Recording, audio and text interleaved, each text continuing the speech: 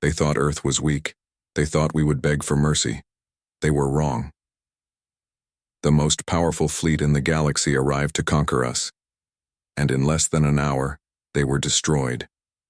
This is the story of the day the universe learned. Never underestimate humanity. The night sky over Earth was supposed to be calm.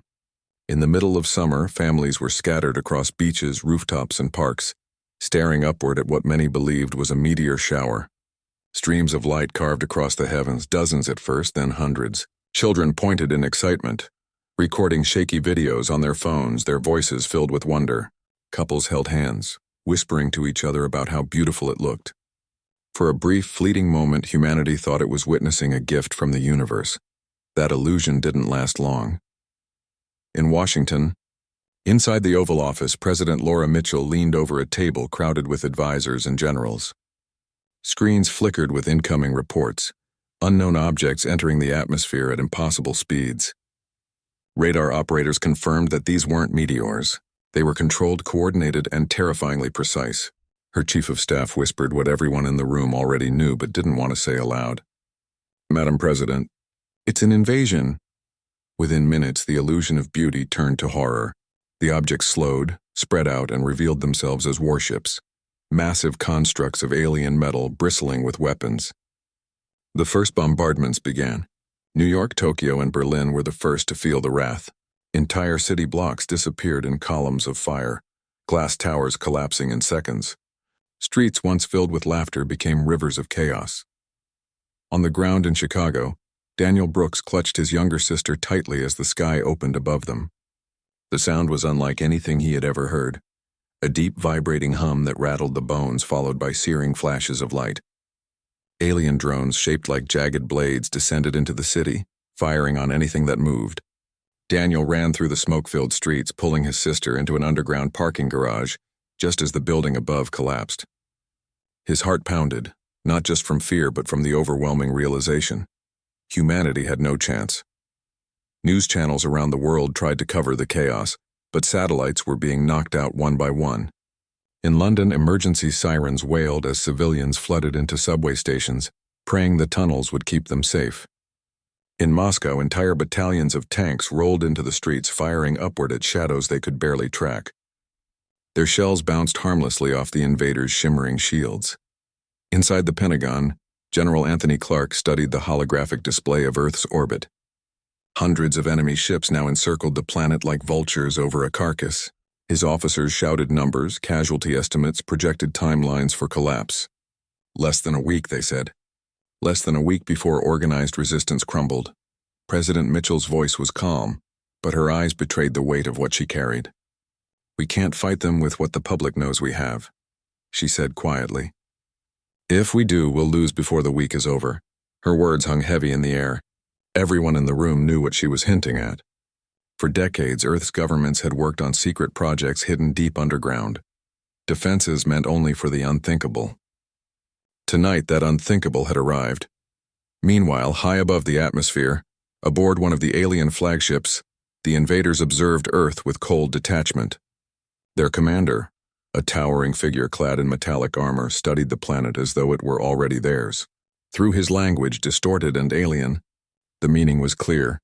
Primitive, weak, conquest will be swift. They had crushed dozens of civilizations before, and Earth was to be nothing more than another jewel in their empire's crown. But down below, in ruined streets and smoke-filled command centers, humanity's story was just beginning. They were frightened, outmatched, and on the edge of annihilation. Yet scattered whispers began to grow. Rumors of hidden weapons, secret technologies, and a plan that might just turn the tide.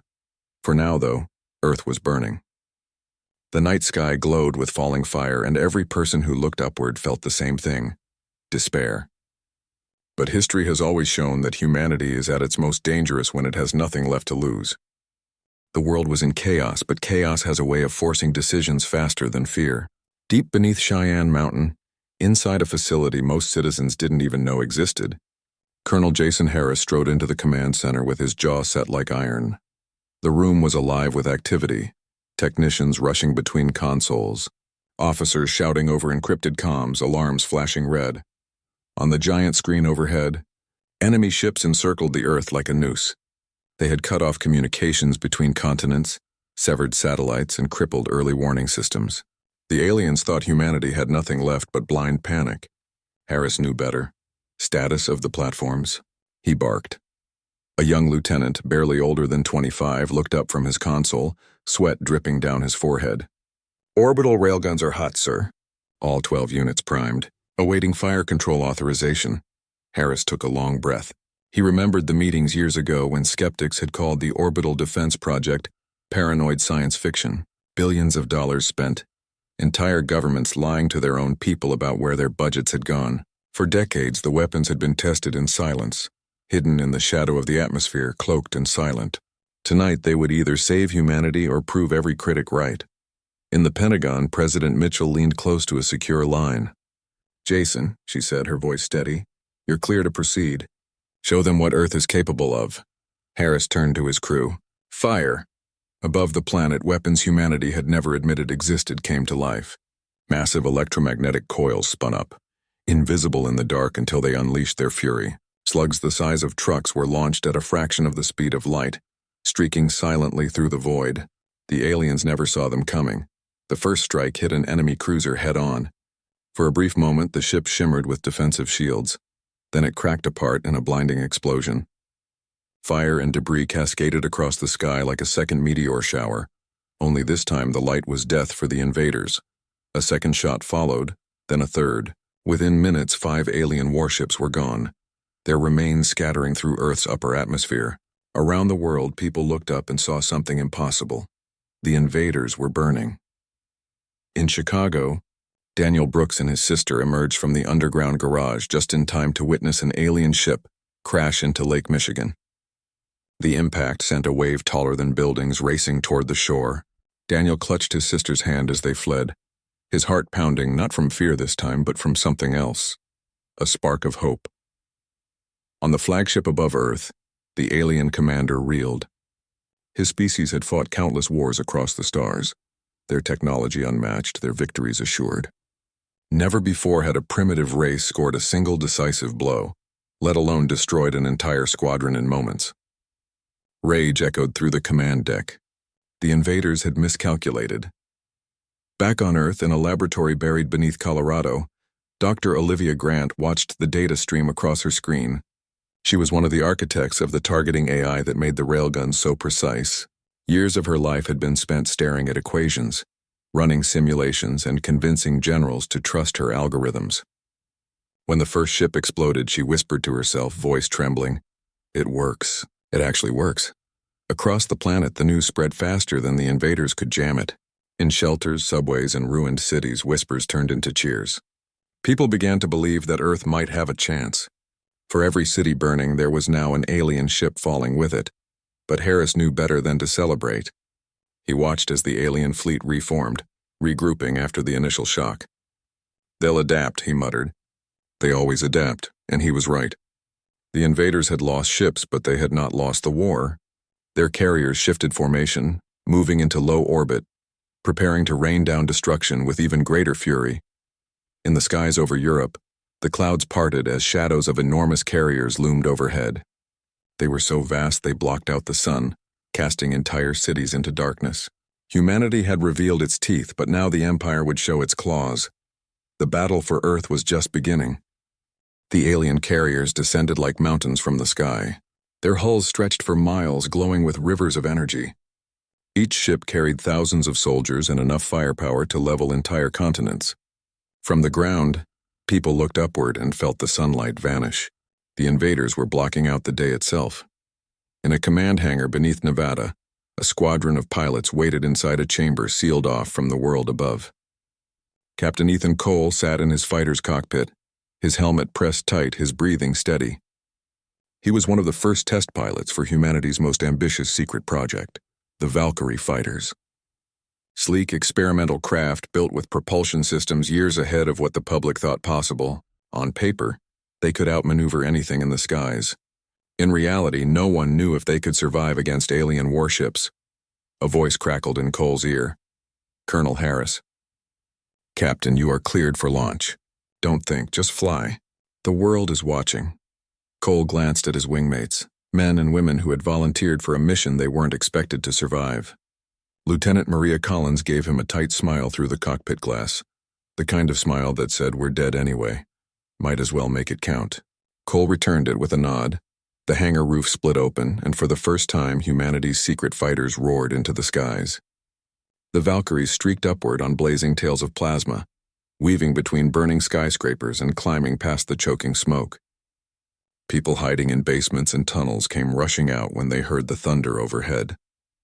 They didn't know what these craft were, but they cheered anyway, desperate for any sign that Earth could fight back. Above the clouds, the Valkyries met the enemy. Alien drones poured from the carriers in swarms, their wings slicing through the air like blades of obsidian. The drones moved with terrifying speed, guided by a hive intelligence. Cole gritted his teeth. "All right, let's see what you've got." He pulled the stick hard, and his fighter spun into an impossible corkscrew that would have ripped an ordinary aircraft apart. The alien drones pursued, firing bolts of searing energy, but Cole's ship danced through the chaos. He lined up his sights, pressed the trigger, and a beam of concentrated light tore through the first drone. It erupted in a flash of molten shards. Across the battlefield, Maria Collins laughed over the comms as she cut through 3 drones in a single pass. Looks like they bleed after all, but the swarm was endless. For every drone destroyed, 2 more appeared. Cole's squadron twisted and dove, their weapons slicing through the sky, leaving trails of fire. From the ground, it looked like stars colliding, a storm of light in the heavens. Then came the moment no one expected. One of the Valkyries broke formation and charged directly at the belly of the alien carrier. The pilot, Lieutenant Harris, a quiet man from Texas, locked his ship on course.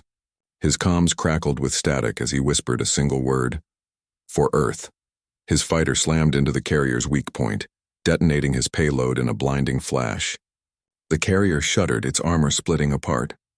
The explosion rippled across its massive frame, and for the first time, a giant of the Empire fell. On the ground below, people watched as the enormous ship broke apart, raining molten fragments into the sea. The cheers were deafening, echoing from one continent to another. For the first time in days, humanity felt something powerful: hope. But inside his cockpit, Ethan Cole felt only silence. He had just watched one of his best friends die to make it happen. He forced himself to focus as Colonel Harris's voice came back on the comms. "1 carrier down. Thousands more to go. Stay sharp."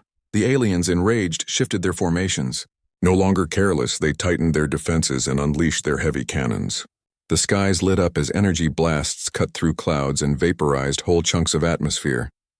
Entire squadrons of human drones, support craft launched to aid the Valkyries, were erased in seconds. Cole dodged another beam, sweat dripping down his forehead. His fighter screamed warnings in red lights, systems overheating from maneuvers that should have been impossible. Still, he pushed harder. Humanity couldn't afford hesitation. Not now.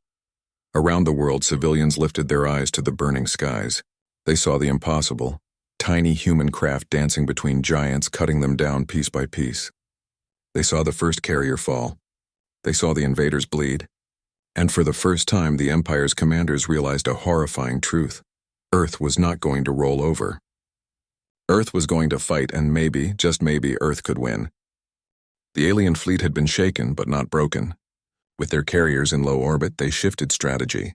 If they couldn't dominate Earth from the skies, they would take it on the ground. At dawn, the landings began. From the belly of the carriers, troop ships poured out in formation, sleek black craft shaped like spears. They entered the atmosphere with trails of fire, splitting across continents. Across the United States, Europe, Asia, Africa, the ships slammed into the Earth and unfolded into invasion machines. Ramps dropped and alien soldiers marched out in columns, each one towering, armored, and armed with weapons that hissed with strange energy. The streets of Paris filled with smoke as alien infantry surged through the avenues, their weapons shredding tanks with a single strike. Civilians screamed, scattering through the ruins. But waiting for the invaders was a force they had underestimated. Earth's armies dug in, coordinated and furious. Major Samantha Price stood atop a command vehicle on the outskirts of the city. She was a veteran of 2 wars already, though nothing in her life had prepared her for this. Her voice roared through the comms. "Hold the line. Don't let them through." Her units unleashed rail-assisted artillery. massive cannons that fired tungsten rounds at hypersonic speeds. The first barrage struck the alien column, tearing apart their front ranks. Drone swarms released from underground silos filled the skies with buzzing wings. Thousands of tiny machines programmed for one purpose: hunt. They darted between alien soldiers, exploding in bright bursts of fire that tore gaps in the enemy's armor. In the ruins of New York, Marcus Hill and his squad fought street by street. The city was unrecognizable. Skyscrapers split in half, bridges shattered, the air thick with ash. Alien soldiers stalked the avenues like predators, their glowing eyes sweeping through the smoke. Marcus and his men lay in wait inside collapsed buildings, setting traps with homemade explosives. When the first squad of invaders passed beneath their position, Marcus triggered the charges. The street erupted, burying half the alien unit in rubble. Before the survivors could recover, human soldiers swarmed from the shadows, rifles spitting fire, grenades bouncing across the broken pavement. The aliens fought back with terrifying efficiency, their energy weapons disintegrating concrete walls in seconds. But the humans didn't retreat. They fought tooth and nail, dragging the enemy down with them. Marcus shouted into his radio, his voice ragged but unyielding. "Block by block, people. Make 'em pay for every inch." Across the globe, the same scene played out. In the deserts of Africa, armored divisions clashed with alien walkers, towering machines that strode across the dunes like beasts of steel. In the jungles of South America, guerrilla fighters ambushed patrols, vanishing into the trees before the aliens could respond.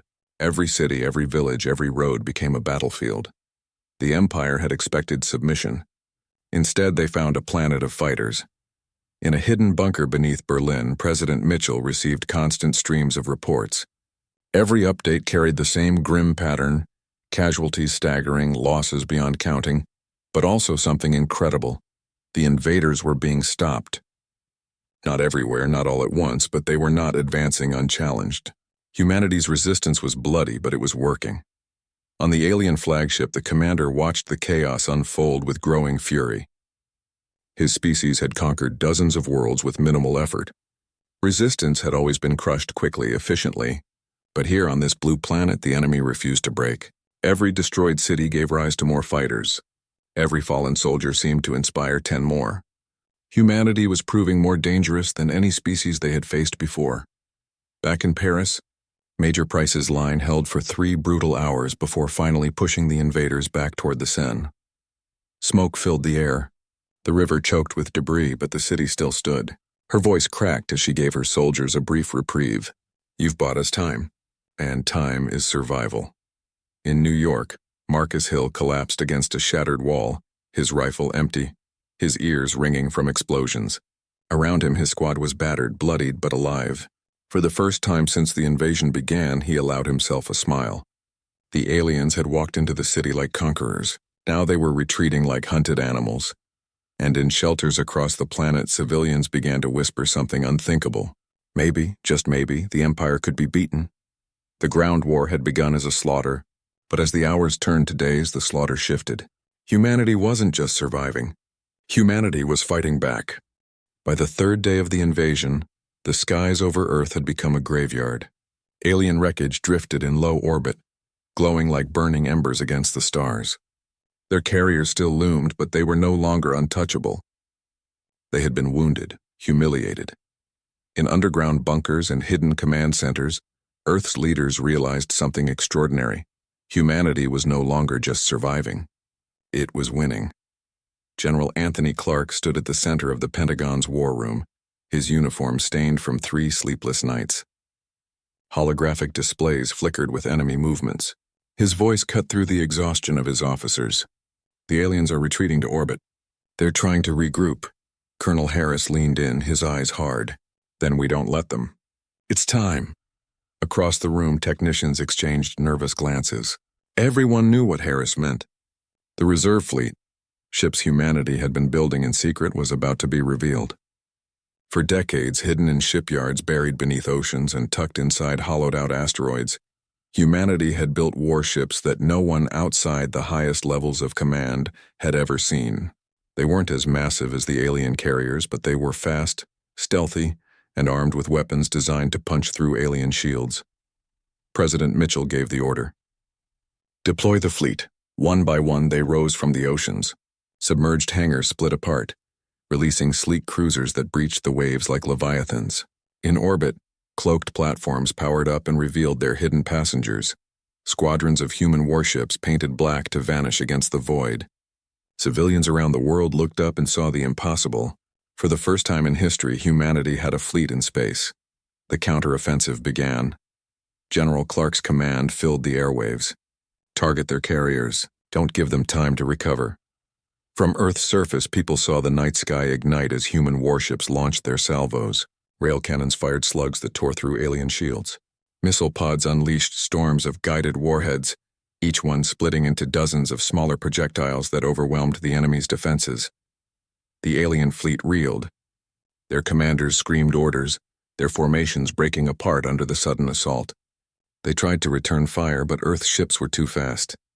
Darting between blasts of energy, their black hulls weaving like shadows. Captain Ethan Cole, his Valkyrie fighter patched together after countless battles, flew escort for one of the cruisers. His voice was steady as he rallied his wingmates.